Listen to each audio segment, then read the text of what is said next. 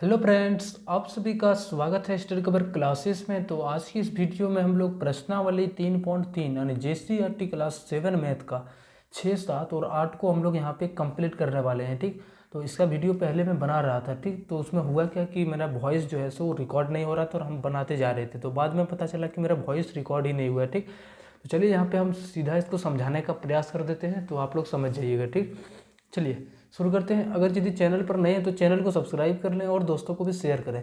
बोलता है एक समबाहुभुज की प्रत्येक भुजा की लंबाई 4.5 सेंटीमीटर है, समबाहुभुज का परिमाप 13.5 सेंटीमीटर है। इस समबाहुभुज में कितनी भुजाएं हैं? ठीक, देखिए समबाहुभुज वो कहलाती है जिसकी सारी भुजा आपस में समान होती है, और कोई भी भुजा अगर यदि समान है तो उसका अगर यदि परिमाप निकालें तो डायरेक्ट हम कैसे कर सकते हैं, एक लंबाई को हम अगर यदि पता कर लें और जितना भुजा है उससे हम गुना कर देंगे तो इसका जो बन जाता है, क्या बन जाता है, तो L इंटू एन इसका फॉर्मूला बन जाता है। ठीक, तो वही हम यहाँ पे किए हैं कि समबाहुभुज का जो परिमाप होगा वो n इंटू लंबाई यानी L हो जाता है। अब देखिए समबाहुभुज का परिमाप 13.5 सेंटीमीटर दिया हुआ है, तो इसको यहाँ पे लिख दिए। उसके बाद n को हमको निकालना है कि कितनी भुजा है, तो n हम यहाँ पे सिंपली लिख दिए। ठीक, गुना में लंबाई एक भुजा की लंबाई जो है 4.5 सेंटीमीटर दिया है, तो इसके जगह पर हम 4.5 सेंटीमीटर लिख दिए। अब जैसे ही इसको कटाएंगे तो 45 से 3 बार में 135 आ जाता है, तो ये पॉइंट है, यहाँ पे भी पॉइंट है, यानी बराबर आ जाएगा। यानी 4 से 45 से लगभग 3 बार में पूरा कैंसिल हो जाएगा। यानी जो भुजा की संख्या आ जाएगा वो कितना आपका आ जाएगा, वो 3 भुजा आ जाएगा, यानी त्रिभुज आ जाएगा। वो भी कौन सा त्रिभुज, वो आपका समबाहु त्रिभुज आ जाएगा। चलिए ये बोलने पर ही है, आप लोग अच्छे से समझ लीजिएगा। चलिए 7 नंबर क्वेश्चन पर आते हैं।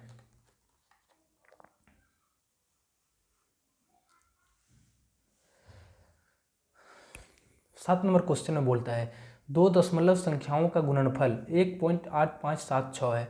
यदि उनमें से एक दशमलव संख्या 0.54 है तो दूसरी दशमलव संख्या ज्ञात कीजिए। दो संख्या है, मान लेते हैं, उसको गुना करने के बाद कितना आ रहा है, तो इतना आ रहा है। ठीक, उनमें से एक संख्या दिया हुआ है कि 0.54 है, लेकिन दूसरी संख्या क्या है पता नहीं है, तो उसको हम मान लेते हैं कि वो x है। ठीक, तो माना दूसरी संख्या यहाँ से x मान लेते हैं। अब इन्हीं दोनों का गुणनफल, तो पहली संख्या हमारा 0.54, ये हमारा पहली संख्या हो गया, और दूसरी संख्या को हम लोग जो लेट किए हैं, पुट किए हैं, वो यहाँ पे दोनों को गुना कर दिए, और दोनों को जब गुना करेंगे तो हमारा देता है कितना, तो 1.8576। तो इसकी जगह पर हम रख देंगे 1.8576। ठीक, अब यहाँ पे हमको x को यहीं पर रखना है, x का मान निकालना है, तो हमको x के यहीं पर रखना है। ठीक, अब ये गुना के साथ है, अगर यदि वो उधर जाएगा तो ये भाग में चला जाएगा। पहले से हमारा 1.8576 था और ये x बराबर 0.564 आ गया। ठीक, अब पॉइंट उड़ा दिए यहाँ से और यहाँ से भी, और जब जैसे ही 54 को इतना से कटाएंगे तो हमारा कितना आ जाता है, 344 आ जाता है। ठीक, 344 आ जाता है। उसके बाद इसके बट्टे में कितना, इधर आपका 2 0 कैंसिल हो जाता है, तो यहाँ पे 100 बच जाता है, तो उसके नीचे हम 100 लिख दिए। ठीक, अब 344 बटा 100 हो गया। अब जैसे इसको भाग देंगे तो 2 अंक के बाद पॉइंट आएगा, तो जो यहाँ पे पॉइंट आ जाएगा 3.44, इसका आंसर सही आंसर हो जाएगा। ठीक, चलिए नेक्स्ट हम लोग 8 नंबर क्वेश्चन पर आते हैं।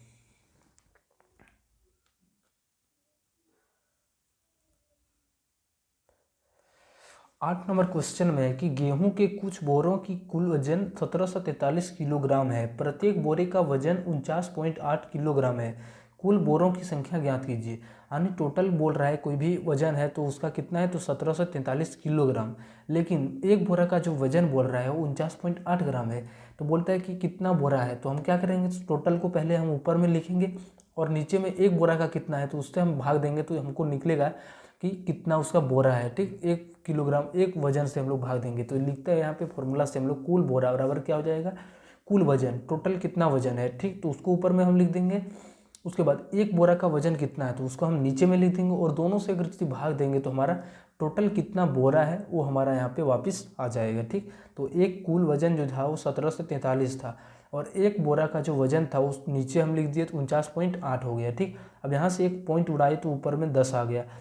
अब इसको जैसे ही कटाएंगे तो 498 से 1743, यानी इसको पूरा गुना किए। ठीक, 17 4 3 और 10 को गुना करेंगे तो 17,430 बन जाएगा, और इसको जो है सो फिर हम लोग गुना करेंगे तो ये 498 ही रह जाएगा। ठीक, अब 498 से ये पूरी 35 बार में कैंसिल हो जाएगा। ठीक, आप लोग कैंसिल करवा के देख सकते हैं, ये पूरा जो है सो आपका कैंसिल हो जाएगा। तो जैसे ही इसको पूरा कैंसिल होगा तो कितना बार में होगा, वो 35 बार में आपका कैंसिल हो जाएगा। ठीक, तो आंसर जो आ जाएगा वो पूरा टोटल कितना आ जाएगा, वो 35 बोरा के बराबर, ये आपका आंसर बन जाएगा।